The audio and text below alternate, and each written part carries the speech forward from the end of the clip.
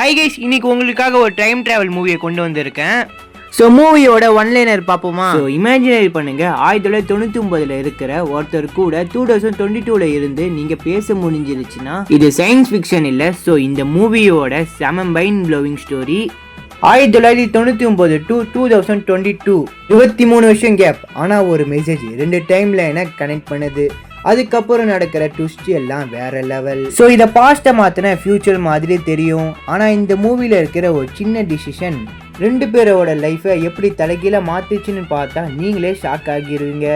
1999 இருக்க ஒரு பையனும் 2022 இருக்கிற ஒரு பொண்ணும் 2 பேரும் எப்படி கனெக்ட் ஆகுறாங்க அப்படின்றது தான் இந்த மூவியோட பிக்கெஸ்ட் மிஸ்ட்ரி. நான் கேரண்டியா சொல்றேன், ஃபர்ஸ்ட் இந்த மூவி சிம்பிள் லவ் ஸ்டோரி மாதிரி தான் தெரியும். ஆனா இது கிளைமேக்ஸ் வரைக்கும் பார்த்தா தான் எவ்வளவு பெரிய டைம் டிராவல் ட்விஸ்ட்ன்றத புரியும். ஸோ ஸ்கிப் பண்ணாம பாருங்க. வாங்க நம்ம ஸ்ட்ரைட்டா வீடியோக்குள்ள போயிடலாம். இந்த சைட்ல ஒரு பொண்ணு அவ வீட்டுல இருக்கிற ஆம் ரேடியோவை ஃபர்ஸ்ட் வாட்டி வெளியில எடுத்து அதுல இருக்க டஸ்ட் எல்லாம் கிளீன் பண்ணி சுவிட்ச் எல்லாம் போட்டு அதை ஆன் பண்றா. சோ அதை எடுத்து அவ பேசி பாக்குறா. ஆனா அது ஒர்க் ஆகுற மாதிரி தெரியல. இந்த சைடு நம்ம ஹீரோவை காட்டுறாங்க. அவனோட பேர் கிம் யாங். அவன் யூனிவர்சிட்டியில மெக்கானிக்கல் இன்ஜினியர் படிச்சுட்டு இருக்கிறான். இப்ப சடனா அவனோட ஃப்ரெண்டு வந்து ஃபீமேல் ஸ்டூடெண்ட்டுக்கும் அட்மிஷன் கொடுத்துக்கிறாங்க அப்படின்ற மாதிரி சொல்றான். இதை பார்த்த கிம் யாங் உண்மையா சொல்றா அப்படின்னு சொல்லி கேட்க, ஆமா நம்ம காலேஜுக்கு ஒரு டாப்பர் பொண்ணு வந்திருக்கா, அவளுக்காக தான் இந்த காலேஜே வெயிட்டிங் அப்படின்ற மாதிரி சொல்றான். ஆனா அந்த பொண்ணு இன்னும் முழுசா வந்து சேரல. அந்த பொண்ணு எப்படியாச்சும் நம்ம காலேஜ்ல வந்து சேரணும், அதுக்கு ஏதாவது வழி போடணும் அப்படின்னு அவன் ஃப்ரெண்டு சொல்லிட்டு போகிறான். அதுக்கப்புறம் அவனும் கிளம்பி காலேஜுக்குள்ள போயிடுறான். போயிட்டு அங்க இருக்கிற ஒரு பப்ளிக் டெலிஃபோன்ல பேசுறான். நான் உங்க ஜூனியருங்க, என்னோட பேர் கிம் யாங். இன்னைக்கு 6 மணிக்கு ஜிம்மி பார்ல பசங்கள ஒரு மீட்டிங் அரேஞ்ச் பண்ணிக்கிறாங்க, கண்டிப்பா வந்துடுங்க அப்படின்ற மாதிரி சொல்றான். அதுக்கப்புறம் அவனும் அவனோட கிளாஸ் ரூமுக்கு போகிறான். அங்க சாரும் கிளாஸ் எடுத்து முடிச்சுட்டு அனுப்பி விட்டுறாரு. ஒரு பொண்ணு நம்ம ஹீரோ கிட்ட ஒண்ணு கேட்டிருக்கா. என்னோட பேரு சியோ ஆன்சோல், நீங்க காலேஜ்ல தானே இருக்கீங்க, அந்த மீட்டப்புக்கு முன்னாடி உங்ககிட்ட ஒரு சின்ன ஹெல்ப் கேட்கணும், கண்டிப்பா நீங்க வரணும், நான் ஸ்டூடெண்ட் கவுன்சிலர் பில்டிங்ல வெயிட் பண்ணுவேன் அப்படின்ற மாதிரி சொல்றா. அது மட்டும் இல்லாம நான் பிங்க் கலர் ட்ரெஸ் போட்டிருப்பேன் அப்படின்ற மாதிரி சொல்றா. இவனும் சைக்கிள் எடுத்துக்கிட்டு அந்த பொண்ணை பாக்குறதுக்கு போகிறான். கிம் யாங் பாத்தீங்கன்னா அந்த பொண்ணை கண்டுபிடிச்சிடுறான். 2 பேரும் பாத்தீங்கன்னா ஒருத்தர் பார்த்துக்கிறாங்க. கிட்ட போய் நீங்களா சியோ ஆன்சோல் அப்படின்ற மாதிரி கேட்க, ஆமா அது என்னோட பேரு தான், பட்டுன்னு நம்ம ஹீரோவும் உங்களுக்கு என்ன உதவி வேணும் அப்படின்னு சொல்லி கேட்கறான். நான் கிளப்ல ஜாயின் பண்ணணும்னு நினைச்சேன், ஆனா நான் ஓரியன்டேஷனை மிஸ் பண்ணிட்டேன், கொஞ்சம் இந்த கேம்பஸை எனக்கு சுத்தி காட்ட முடியுமா அப்படின்னு சொல்லி அந்த பொண்ணு கேட்கறா. இதுல என்னங்க இருக்கு, நான் உங்களுக்கு சுத்தி காட்டுறேன் அப்படின்னு சொல்லி அவன் கூட்டு போகிறான்.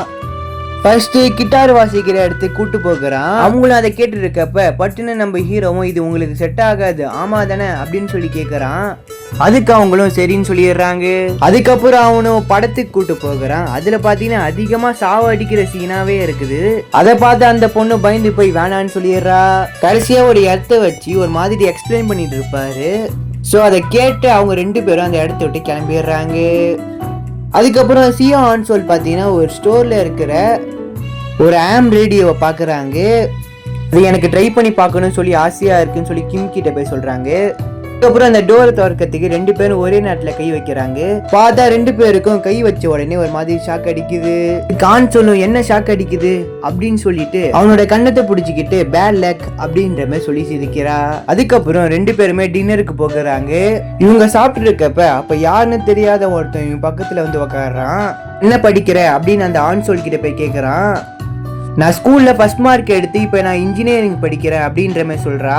இன்ஜினியர் படிக்கிற பொண்ணுங்கள்லாம் முட்டாளு வேஸ்ட் அப்படின்ற மாதிரி அவன் சொல்றான். இன்னொரு வாட்டி வேற ஏதாவது சொன்னா உனக்கு அவ்வளவுதான், மரியாதை இந்த இடத்த விட்டு கிளம்பு அப்படின்ற மாதிரி சொல்றா. இப்ப நீ என்ன கேட்டேன்னு சொல்லி சண்டை போட வரான். அப்ப அவனோட ஃப்ரெண்ட்ஸ் எல்லாம் சேர்ந்து அவனை அந்த இடத்த விட்டு கூட்டு போயிடுறாங்க. வெளியில வந்து அந்த பொண்ணு எனக்கு ரொம்பவே பயமா இருக்கு அப்படின்ற மாதிரி சொல்றா. அவனோட கையை பிடிச்சி அவ கூட்டு போகிறா.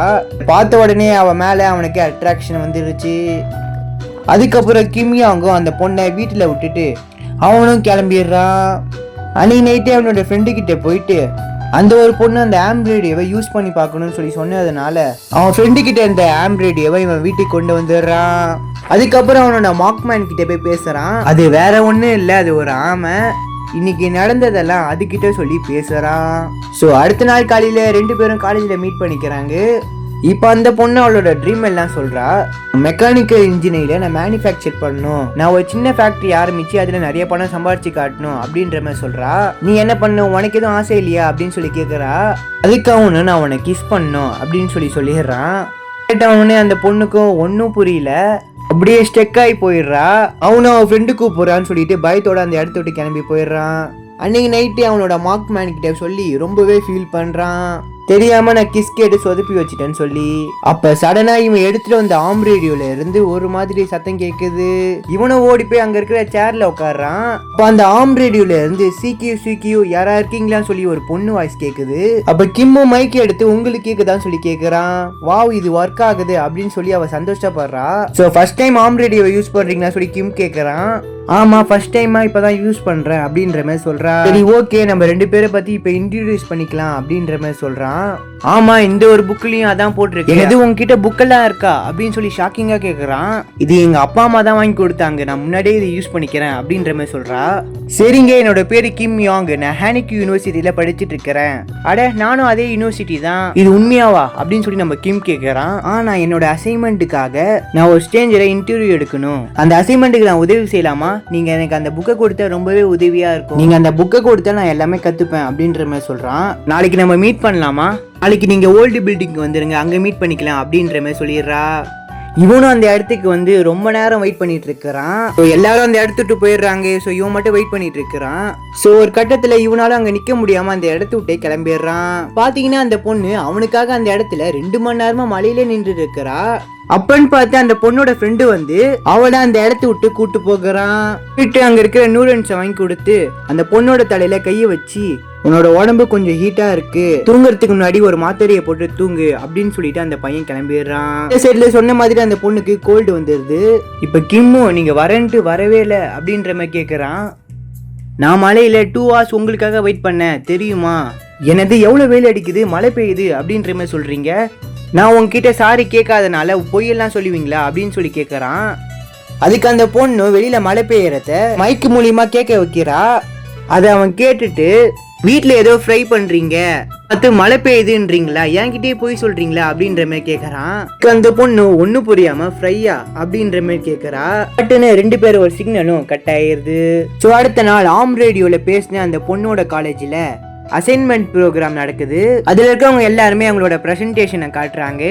அதுக்கப்புறம் கிம் யோனி என்ற ஒரு பொண்ணு கிட்ட கேக்குறாங்க, நீனும் தானே இந்த ஒரு ப்ராஜெக்ட்ல கலந்துகிட்ட, உன்னோட அசைன்மெண்ட் எங்கன்னு சொல்லி கேக்குறாங்க. இன்னும் அந்த அசைன்மெண்ட் நான் முழுசா முடிக்கல, கூடிய சீக்கிரத்துல முடிச்சு கொடுத்துட்றேன் அப்படின்ற மாதிரி அந்த பொண்ணு சொல்றா. இந்த சில நம்ம கிம் பாத்தீங்கன்னா பேஸ்கெட் பால் விளையாண்டு இருப்பான். ஸோ அந்த ஒரு பால் பாத்தீங்கன்னா ஆன்சோல் கிட்ட போயிருக்கும். ஆன்சோலை பார்த்த உடனே சைக்கிள் எடுத்து உடனே இந்த இடத்த விட்டு கிளம்பிடுறான். ஆன்சோலும் சோகத்தோடய அந்த இடத்த விட்டு கிளம்பிடுறா. அப்ப அன்னைக்கு நைட்டே அவன் ஃப்ரெண்டு கிட்ட நான் ஆன்சோல் கிட்ட ப்ரப்போஸ் பண்ண போறேன் அப்படின்ற மாதிரி சொல்றான். அது சொன்ன உடனே அவன் ஃப்ரெண்டுக்கு பொற ஏறிடுது. கண்டிப்பா நாளைக்கு சொல்லுவேன், அதை நீ பார்க்க தானே போற அப்படின்ற மாதிரி சொல்லிட்டு கிளம்பிடுறான். அன்னைக்கு நைட்டு ஆம் ரேடியோல 2 பேரும் பேசிக்கிறாங்க. உன்கிட்ட ஸ்மார்ட் போன் இருக்கான்னு சொல்லி அந்த பொண்ணு கேட்க, அதுக்காக ஒன்னும் ஸ்மார்ட் போனா அப்படின்னா என்ன அப்படின்னு சொல்லி கேட்கறான். எப்படி பாசிபிள் அப்படின்ற மாதிரி அந்த பொண்ணு யோசிக்கிறா. அப்ப அந்த பொண்ணு, நீ யூனிவர்சிட்டியில எத்தனாவது விஷயம் படிக்கிற? நான் 1995ல படிக்கிறேன்.